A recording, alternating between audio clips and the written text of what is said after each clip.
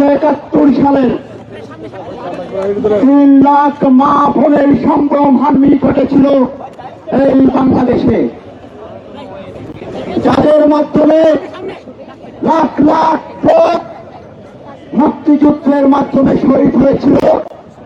সেই বাংলাদেশের স্বাধীনতা সার্বভৌমত্বে অবিশ্বাসী রাজনৈতিক দল বাংলাদেশ জামাতে ইসলামের সর্ববৃহৎ নেতা সর্বোচ্চ নেতা ডক্টর শফিকুর রহমান বিগত 7 দিনের মধ্যে বাংলাদেশের নারী শ্রমজীবী নারী তাদেরকে কটূক্তি করার প্রতিবাদে বাংলাদেশ জাতীয়তাবাদী ছাত্র দল আয়োজিত আজকের এই বিক্ষোভ ও প্রতিবাদ সমাবেশে আমাদের মাঝে উপস্থিত আছেন বাংলাদেশ জাতীয়তাবাদী ছাত্র দল কেন্দ্রীয় সংসদের সংগ্রামী সভাপতি জনাব রাকিবুল ইসলাম রাকিব, সংগ্রামী সাধারণ সম্পাদক নাসির উদ্দিন নাসির সহ বাংলাদেশ জাতীয়তাবাদী ছাত্র দলের কেন্দ্রীয় সংসদ সহ বিভিন্ন পর্যায়ের নেতৃবৃন্দ উপস্থিত। বাংলাদেশ জাতীয়তাবাদী ছাত্র দল ঢাকা বিশ্ববিদ্যালয়ের সংগ্রামী সিনিয়র যুগ্ম সাধারণ সম্পাদক নাসির উদ্দিন শাওন সহ ঢাকা বিশ্ববিদ্যালয় ছাত্র দলের যুগ্ম সাধারণ সম্পাদক বৃন্দ সহ সভাপতি সহ সাধারণ সাংগঠনিক সম্পাদক নরম ভূয়া ইমন সহ সাংগঠনিক সদস্য সম্পাদক সহ ঢাকা বিশ্ববিদ্যালয়ের বিভিন্ন হল পর্যায়ের নেতৃবৃন্দ সকলকে বাংলাদেশ জাতীয়তাবাদী ছাত্র দল ঢাকা বিশ্ববিদ্যালয়ের পক্ষ থেকে সংগ্রামী শুভেচ্ছা ও উপস্থিতি।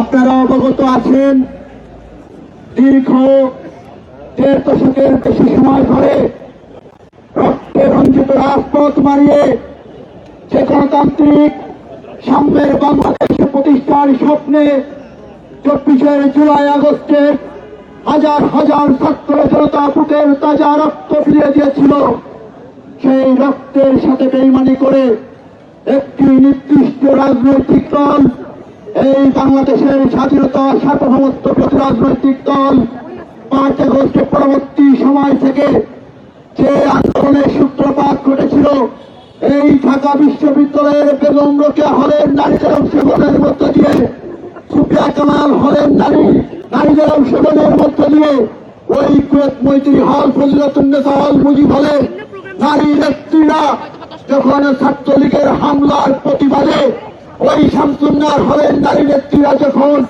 মধ্যরাতে গেট ভেঙে ঢাকা বিশ্ববিদ্যালয়ের রাজভাস্কর্যে অবস্থান নিয়েছিল, যে নারীদের সম্মুখসারীর অংশগ্রহণের মধ্য দিয়ে এই জুলাই আগস্টের গণঅভ্যুত্থান ঘটেছে, সেই নারীদেরকে আজকে একটি রাজনৈতিক দলের নেতৃবৃন্দ 5 আগস্ট পরবর্তী সময় থেকে প্রকাশ্যে দিনের পর দিন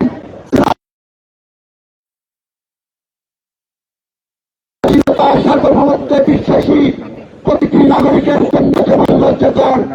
একইভাবে বাংলাদেশের অর্থনীতির যে তালিকা শক্তি, এদেশে 2,40,00,000 যে শ্রমজীবী নারী তাদেরকে কটূক্তি করা, একই সাথে প্রায় অর্ধেক নারী ভোটার 6,28,00,000 নারী ভোটারকে অবমাননা করা, যে নারী ভোটারকে অবমাননা করা হচ্ছে, যে শ্রমজীবী নারী বোনদেরকে, আমার মা বোনদেরকে এই রাজনৈতিক শক্তি অবমাননা করছে, তাদেরকে এই বাংলাদেশে রাজনীতি করার কোন নৈতিক অধিকার আছে না, ন্যূনতম কোন নৈতিক অধিকার নাই। আজকে বাংলাদেশের নির্বাচনের বিভিন্ন প্রান্তে আমরা দেখছি একটি এই গোষ্ঠী বিভিন্ন নারীদেরকে ব্যবহার করছে, কিন্তু যখন নারীদেরকে আজকে প্রস্টিটিউট বলে আখ্যায়িত করছে, সেই সকল নারীদের কিন্তু কোনো প্রতিবাদ নেই। এটি যেমন বাংলাদেশের নারী সমাজের জন্য দুর্ভাগ্যজনক, একই সাথে আগামী দিনে একটি সাম্যের বাংলাদেশ প্রতিষ্ঠার জন্য বাংলাদেশের সকল জনগণের জন্য এরা আমাদের জন্য অন্তরায়। এদেরকে আগামী নির্বাচনে বয়কটের মাধ্যমে আপনারা এর যথাযথ উপযুক্ত জবাব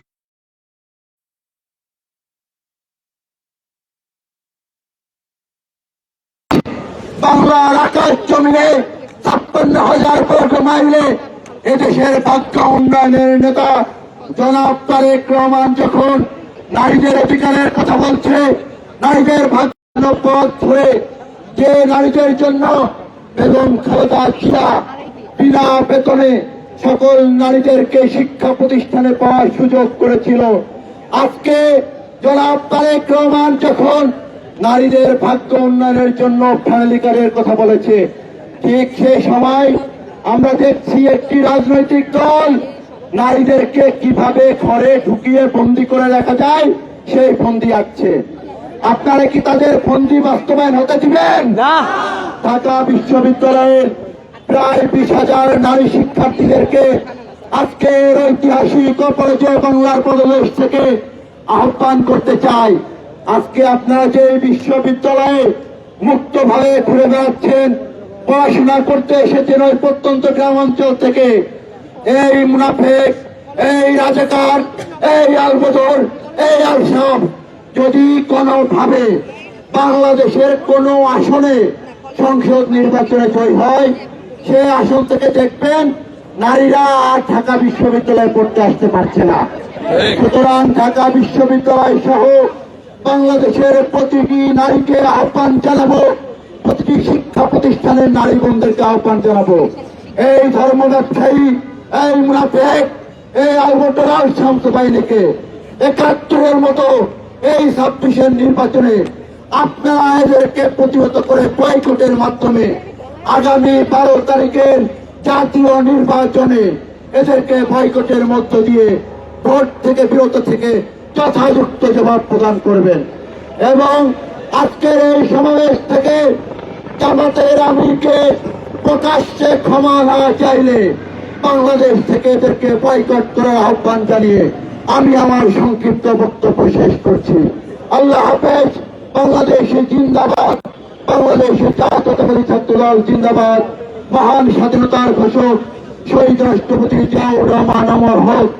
আপসীন দেশ নেত্রী বেগম খালেদা জিয়ার বিজয়ী আত্মার মাগফিরাত কামনায় সকলের দোয়া কামনা করি। দেশ নায়ক জনাব তারেক রহমান জিন্দাবাদ। আল্লাহ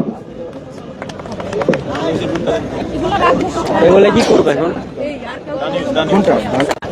এটা একটু ধরেন না, নিচে পড়ে যাচ্ছে তো। এই উপস্থিতি এই পর্যায়ে আপনাদের সামনে বক্তব্য নিয়ে আসবেন বাংলাদেশ জাতীয়তাবাদী ছাত্রদল ঢাকা বিশ্ববিদ্যালয়ের সবুজ চত্বর থেকে বেরোনো নেতৃত্ব, ঢাকা বিশ্ববিদ্যালয়ের ছাত্রদলের সাবেক সদস্য সচিব এবং বাংলাদেশ জাতীয়তাবাদী ছাত্রদল কেন্দ্রীয় সংসদের সংগ্রামী সাংগঠনিক সম্পাদক আমানুল্লাহ আমান।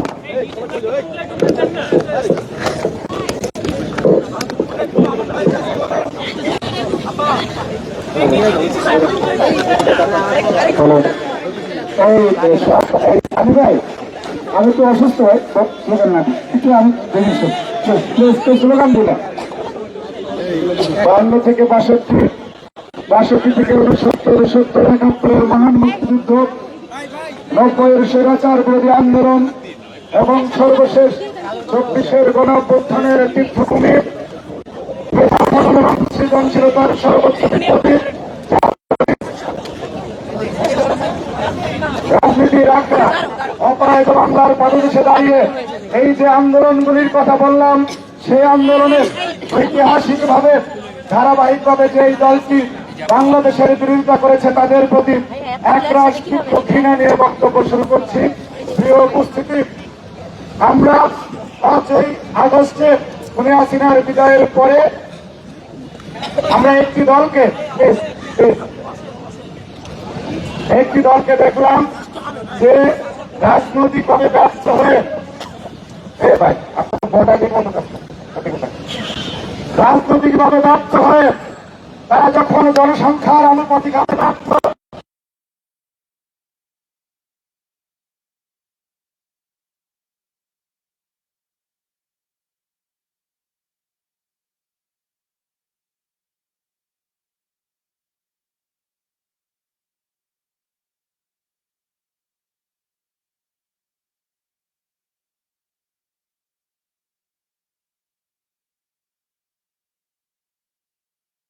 আমি চ্যালেঞ্জ ছুড়ে দিয়ে বলতে চাই ভাই হিসেবে, আপনারা এখন থেকে 1 বছর জামাতের পক্ষে কাজ করবেন।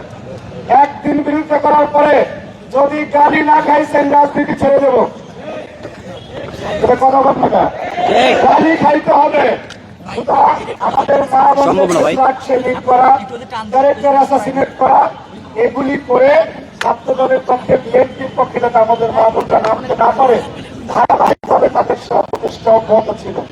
আমরা মনে করেছি এইটা মনে হয় আলবদরা শখসের উত্তরসূরি শিবিরের পলাদান করে। আয় আল্লাহ, এটাই আমিরের খেলাফত, আমিরের নির্দেশ। জনগণের আপনার স্ত্রী আমাদের সম্মানিত আন্টি, ওনাকে আমি একটা প্রশ্ন করতে চাই। কয়েকদিন আগে তথাকথিত একটি কথা উঠিয়েছে, ওনারা ভোট চাওয়ার সময় নাকি আমাদের বিএনপি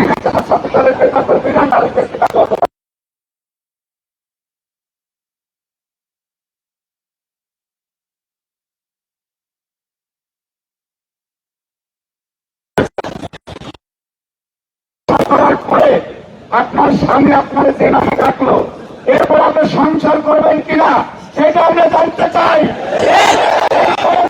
সংসার করেন, মনে করবো আমি দিয়েছেন। সুতরাং এটা আপনি ভেবে দেখবেন। এখান থেকে কিছু দূর দূরে আমাদের প্রিয় মোনামি ম্যাম, মোনামি ম্যাম, ওনার চেতনা মাঝে মাঝে উদ্রেক ঘটে।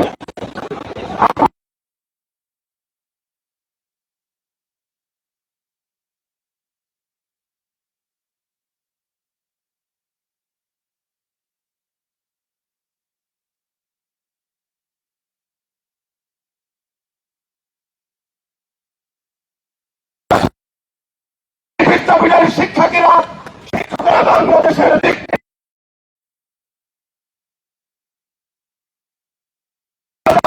এই প্রক্রিয়ায় কি রকমের জালিয়াতি হয়েছে। সুতরাং আপনি যদি এই বিষয়ে কথা না বলেন, আমিরের বক্তব্য যদি উত্তর না দেয়, আমি মনে করব উনি যেটা বলেছে কথাটা আপনার ক্ষেত্রে একই রকম হইতে পারে। আপনি কিন্তু আমি বলি না, আবার বললেন না যেটা এটা আপনারা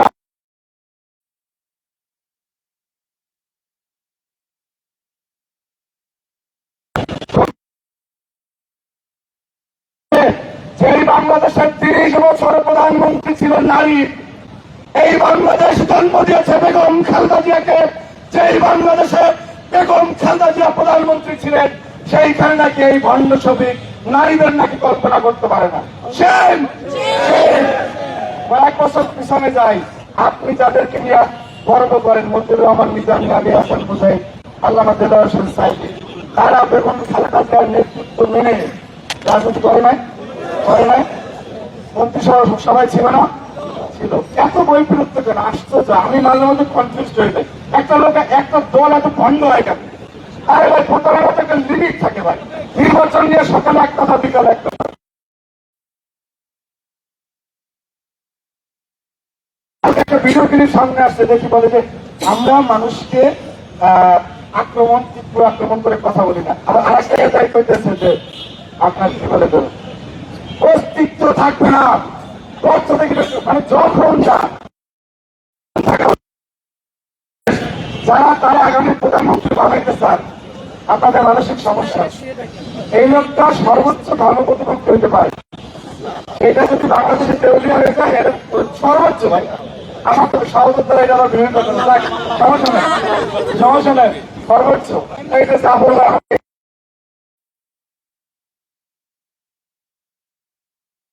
আমি 3 বার নির্বাচন করে একবার হওয়ার মতো মতো ভোট পাই না, সেটাকে একটা প্রধানমন্ত্রী হবে। আপনারা যারা কম হাসেন, তারা এই কম একটা হাসি জানতে পারেন। 3 বার নির্বাচন করে প্রথমবার ভোট পাইছে 11,000। আমাদের গ্রাম অঞ্চলে একটা মেম্বার, ইউপি মেম্বার নির্বাচন করলো ওই ভোটটা। তারপরেও বাংলাদেশের স্বার্থে আমরা আমাদের অনেক আবল তাবল কথা মেনে নিই। সর্বশেষ বক্তব্য, আমাদের এই ক্যাম্পাসে জুলাই অভ্যুত্থানের সবচেয়ে আইকনিক ছবি ছিল আমার বন্ধের উপরে হামলা। আমাদের আপনার খাদিজা সুলকুবরা জগন্নাথ বিশ্ববিদ্যালয়ে, সে তার হাত পর্যন্ত দেখাবে এমন ঘটনা করে। এই দুইটা মেয়ে যতদিন শিবিরের পক্ষ মানে বিরোধিতা করে না, ততদিন ওরা আন্দোলন বেশি। যে শিবিরের বিরুদ্ধে মনে করেন যে তাদের তীব্র আক্রমণ শুরু করছে।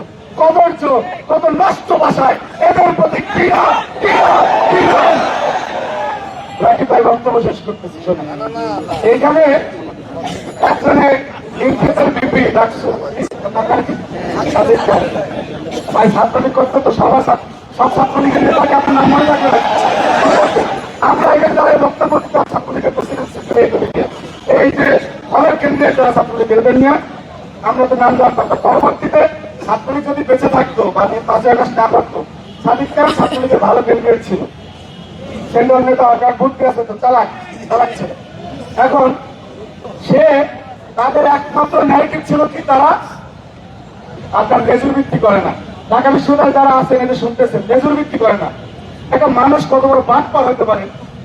এরা এখন কোথায়? এখন এই মুহূর্তে কোথায়? রাকিব নাসির কোথায়? অপরাধের বাংলার সামনে রাকিব নাসির কোথায়? সাদিক খান কোথায়?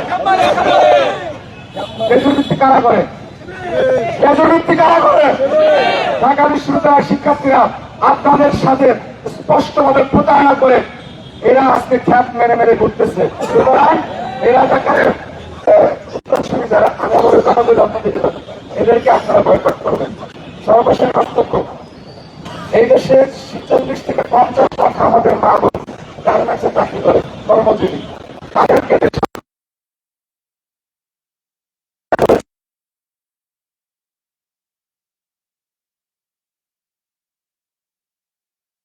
সে সাধারণ চেয়ারে বসছে, 2 দিন পরে দেখা ওই লোক একই রেখে গেছে। এরপর বলল যে বাস থেকে নেমে কথা বলুন, আমার পরিচিত বাসাতে আরে ভাই, আপনি একটা লিমিট রাখেন বন্ডাকে। আপনি কি মনে করেন 2 দিন আগের ভিডিও ক্লিপ এখন সামনে আসবে না? 71 যে বিরোধিতা করছেন, আকাঙ্ক্ষা কম করছেন, সেই ভিডিওই তো সামনে আসতেছে, 2 মিনিট আসবে না। সুতরাং যুগে যুগে বাংলাদেশের বিরোধিতা করেন। আজকে আমার মা আমার কলিজা, আমার বোন আমার কলিজা, তাদেরকে মিথ্যা কথা বলে, তাদের উপরে ব্লেম দিয়ে, তাদেরকে প্রস্টিটিউট বলে এই শ্রমিকরা যদি বাংলাদেশের রাজনীতি করতে পারে, তাহলে আমাদের রাজনীতি করার দরকার নাই। সুতরাং আমরা ঐক্যবদ্ধভাবে 71 থেকে 24-এ যারা বাংলাদেশের বিরোধিতা করেছে, আজকে একটা কথা বলে শেষ করি, আমরা প্রত্যেকে আমাদের একটা সুরা করে সুরা পাবো ফাতিহা।